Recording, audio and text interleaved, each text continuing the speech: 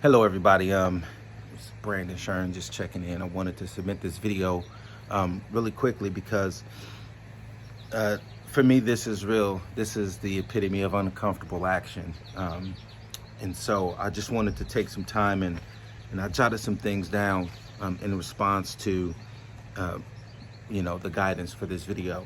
And so what's my dot? I have many dots, but the one that I've chose to focus on is helping men struggling with overcoming challenges develop their inner warrior so that they can overcome or conquer those challenges. And not just those challenges, but challenges, any challenge that they may face, because the principles are simple.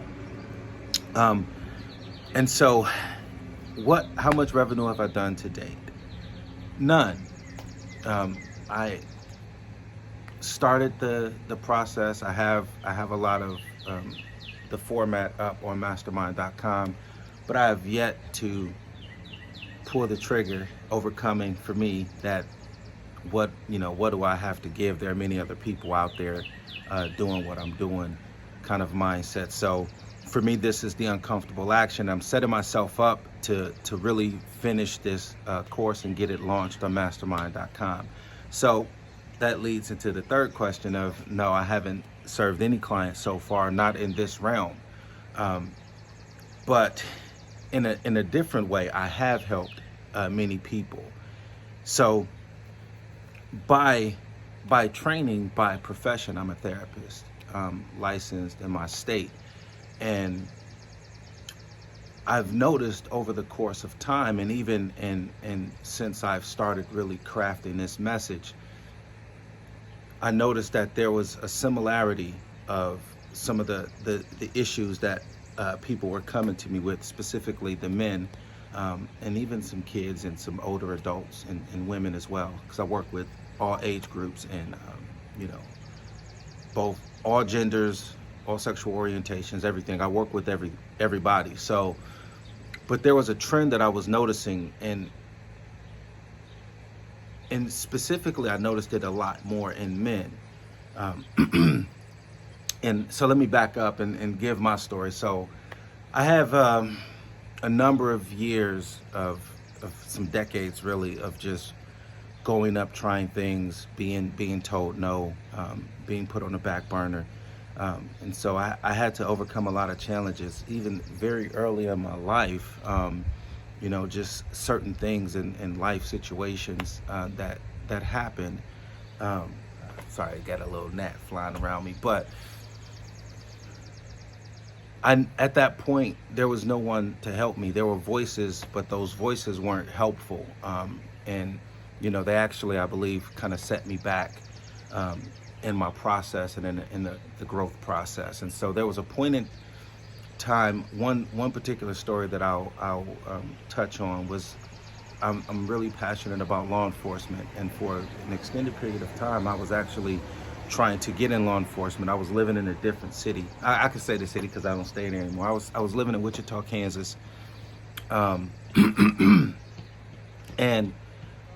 I was going up and trying to be a police officer on the streets of Wichita, Kansas. And for a number of years I would go up, and the doors would get slammed, and each time I got a little bit further when I was going up, but each time I still had the door closed on me. So I started wondering, what is it about me? What am I doing wrong, right? And so I started asking all of these questions that most people that I work with in a clinical setting, they have these same kind of approaches. And so there was a point in time in which I just, something clicked in me, and I stopped looking at the setbacks and the challenges as defining moments of my character and what it meant for me and who I was meant to become. And I started looking at how I can grow from those situations.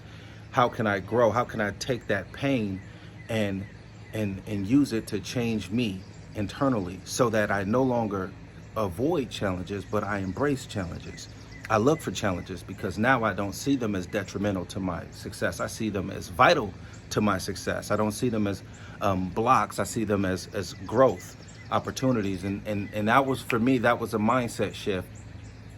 And so it's kind of similar to, you know, as I was going through the course, I noticed that my thoughts and my ideas were kind of similar to Tony in this pivoting. And so, you know, changing my responses really, and from a thought response, my emotional response, and then actually what I do and how they all influence each other. And so I began to do that, and you know, I noticed it actually caused me, my desire to help and help people become better versions of themselves is one of the things that inspired me to become a therapist in my state. And so what I also started noticing was, in the process of helping these people, my reach was still minimal, right? You know, there's, you know, being licensed and being licensed as a therapist, it comes with a lot of restrictions, meaning, you know, I can only practice and help people clinically in my state. Well, I determined, I said, if I'm going to expand my reach, if I'm going to help more people because of my message and my approach and my passion, if I could take it and get it outside of this realm of clinical stuff and just offer it really kind of as a self-help, you know, kind of tiered level, but starting off with this self-help for people who are really motivated and, you know, wanted to at least get started on this process, then I could do that. And so, you know, Project Next was really that piece for me. It was almost like an awakening, so to speak. It was the opportunity to get involved in something, and then, you know, joining Project Next and becoming a part of Mastermind.com family. And so a lot of that really is why I'm here right now. And so my why did I choose to impact people and why I do what I do is because I know that my message is unique. And without going into a lot of detail, I mean, I've had some pretty horrific things happen to me in life, and every one of those things, once I changed my mindset, I could begin to go back and look and see, even as early as 4 years old, the traumas that happened to me at that point in time and how they could benefit me here right now. Okay.